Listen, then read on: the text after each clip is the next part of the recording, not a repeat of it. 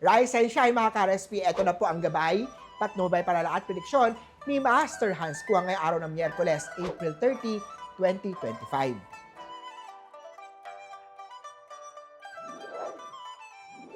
Mag-ingat sa mga emails o mga reports sa mga Year of the Rat, kaya always double check your work.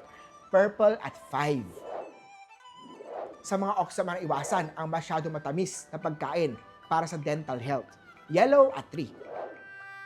Sa Tiger naman na maglaan ng pera para sa summer activity ng pamilya.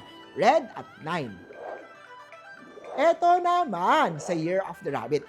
Bigyan pansin ng oras na makasama ang mahahalagang tao sa buhay mo. Give them quality time. 6 at orange. Ugaliin mag-stretch sa umaga sa mga pinanganak ng Year of the Dragon para sa masiglang katawan. Green at 8.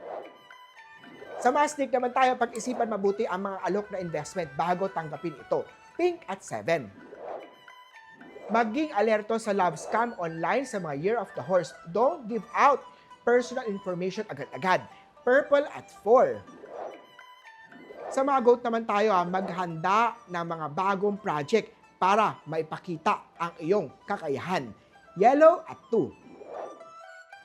Year of the Monkey naman tayo, kumain ng tamang portion sa pagkain upang maiwasan ang sobrang timbang. Red at 5.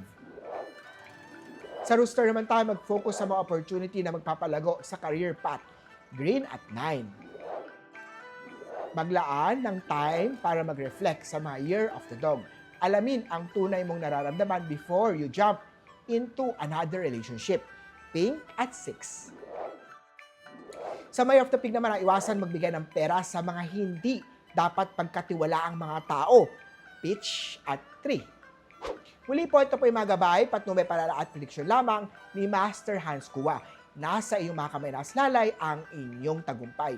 Kaya always be positive at i-claim ang mga swerte, mga ka-RSP.